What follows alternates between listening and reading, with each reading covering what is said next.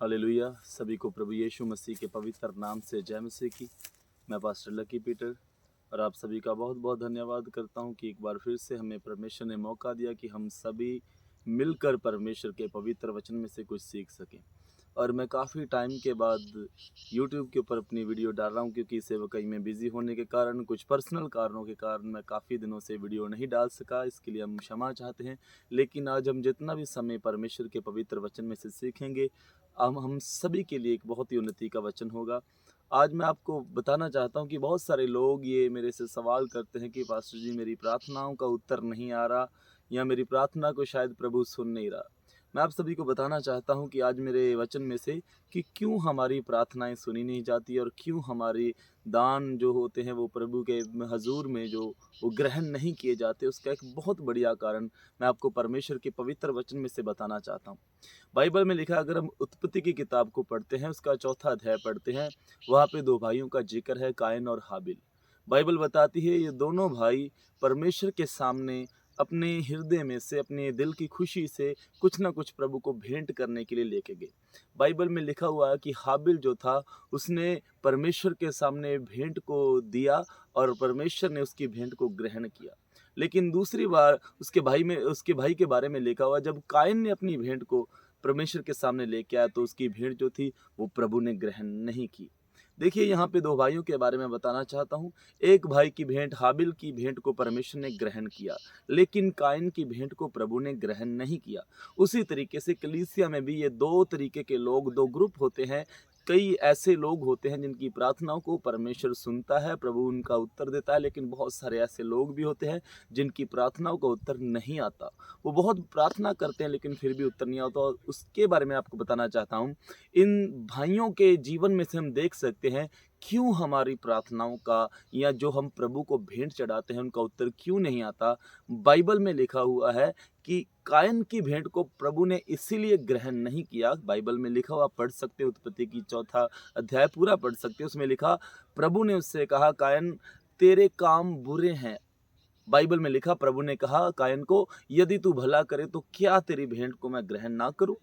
अगर कायन भला करता तो जरूर परमेश्वर उसकी भेंट को ग्रहण करता।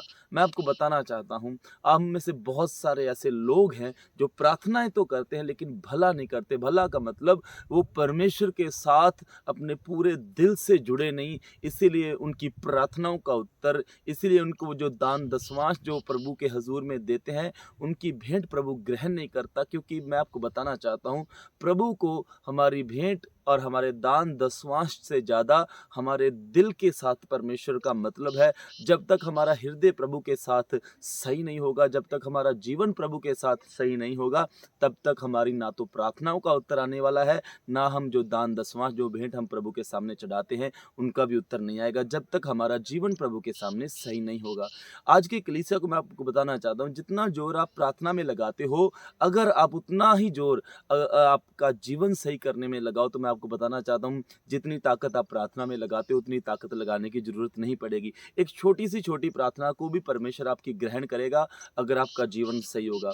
आज बहुत सारे चर्चों में लंबी लंबी प्रार्थनाएं रखी जाती है। ठीक है, लंबी प्रार्थना करनी भी चाहिए। हम भी अपने चर्चों में चेन प्रेयर करते हैं, लंबी प्रार्थनाओं का समय रखते हैं। लेकिन मैं आपको बताना चाहता हूँ, अगर आपका जीवन सही नहीं है, तो लंबी लंबी प्रार्थनाओं का उत्तर भी नहीं आएगा। ये मत सोचो कि मैं अगर 10 उपवास रख दूंगा तो जरूरी है कि परमेश्वर मेरे से बात करेंगे। आपको उपवास रखना है, बाइबल में भी लिखा हुआ कि उपवास रखें, हम भी रखते हैं। लेकिन मैं आपको बताना चाहता हूँ, उपवास भी रखें लेकिन अपना जीवन भी आप प्रभु के साथ सही करें। बाइबल में हम पढ़ते हैं, यूहन्ना की किताब में, यूहन्ना की इंजील में, हम बाइबल में लिखा हुआ, जब लाजरस मर जाता है तो यीशु मसीह उसकी कब्र के पास जब जाता है, तो बाइबल में लिखा, वो ज़्यादा लंबी चौड़ी प्रार्थना नहीं करता, वो एक छोटी सी प्रार्थना को करता है कि हे परमेश्वर, मैं आपका धन्यवाद करता हूँ कि आपने मेरी हर एक प्रार्थना को सुना है। देखिए, एक छोटी सी प्रार्थना थी, लेकिन उसने इस छोटी सी प्रार्थना के द्वारा प्रभु ने मुर्दा को जिंदा किया ना, एक मुर्दा जिंदा हो गया। अगर आज के हम लोग आज के विश्वासी, आज के पास्टर होते, तो उन्हें पता चलता कि हम मुर्दे के लिए प्रार्थना करते, तो बहुत लंबी चौड़ी प्रार्थना रखते। लेकिन यीशु मसीह ने सिर्फ एक लाइन कहा ना, कि एक ही लाइन में बोला कि प्रभु, मैं आपका धन्यवाद करता हूँ कि आप मेरी हर एक प्रार्थना को उत्तर देते। उसके बाद प्रभु यीशु मसीह ने कहा, हे लाजर, कब्र में से बाहर निकला। छोटी सी प्रार्थना थी लेकिन बड़ा रिजल्ट था। कारण क्या था? क्योंकि प्रभु यीशु मसीह पवित्रताई से चलते थे, प्रभु यीशु मसीह खुदा के वचन के अनुसार चलते थे। अगर आज भी हमारा जीवन प्रभु के वचन के अनुसार चलेगा, प्रभु हमारी हर एक प्रार्थना का उत्तर आएगा, हर एक भेंट जो हम प्रभु के सामने चढ़ाएंगे उसका उत्तर आएगा। मैं आपको बाइबल में से कुछ और बताना चाहता हूँ। अगर हम प्रेरितों के कार्य 10 अध्याय में पढ़ें, वहाँ पे एक सूबेदार का जिक्र आता है। बाइबल में लिखा उसका नाम कुरनेलियस था, और बाइबल में ये भी लिखा हुआ कि वो भक्त जन था, अपने सारे घराने समेत परमेश्वर का डर रखता था। लिखा हुआ दिन के तीसरे पहर वो प्रार्थना कर रहा था, और परमेश्वर का एक दूत उसके पास आके खड़ा हुआ। वो उस दूत से डर गया, डर के बोलता है, हे प्रभु क्या है? और वो दूत एक जबरदस्त बात उसे बोलता है। उससे कहा गया, हे कुरनेलियस, तेरी प्रार्थनाएं और तेरे दान प्रभु के हजूर स्मरण के लिए पहुंचे हैं। इसका मतलब बाइबल में लिखा हुआ कि कुरनेलियस की प्रार्थना प्रभु के हजूर में पहुंची। उसके द्वारा चढ़ाए गए हर एक दान दसवां जो वो देता था वो भी परमेश्वर तक पहुंचा। लेकिन उसके पहले कि उसका दान और उसकी प्रार्थनाएं प्रभु के हजूर पहुंचे, ये लाइन लिखी गई है कि वो भक्त जन था और अपने पूरे घराने समेत परमेश्वर का डर मानता था। जो भक्त लोग होते हैं, जो प्रभु का डर मानते हैं, उनकी प्रार्थनाओं का उत्तर आएगा ही आएगा। दुनिया की कोई भी ताकत उनकी प्रार्थनाओं का उत्तर रोक नहीं सकती। कुछ भी वो प्रभु के सामने अगर भेंट लेके जाएंगे तो उसका उत्तर और उनका प्रतिफल उन्हें मिलेगा ही मिलेगा। कोई दुनिया में ऐसी ताकत नहीं जो उनकी प्रार्थनाओं का उत्तर रोक सके, जो प्रभु के साथ विश्वास से, प्रभु के साथ भक्ति से चलते हैं। जितने भी इस वीडियो को देख रहे हैं, मैं आपको बताना चाहता हूँ, प्रार्थना करनी अच्छी बात है, वचन पढ़ना अच्छा बात है, लेकिन पवित्रता भी एक बहुत बड़ा सब्जेक्ट है। प्रभु के साथ सही चलना भी बहुत बड़ा सब्जेक्ट है। जब तक आप प्रभु के साथ सही नहीं चलोगे, हमारी प्रार्थनाएं व्यर्थ हैं, हमारे दान दसवांश व्यर्थ हैं। हर आराधना हम करते हैं चर्चों में, आराधना भी एक प्रभु के सामने एक भेंट है।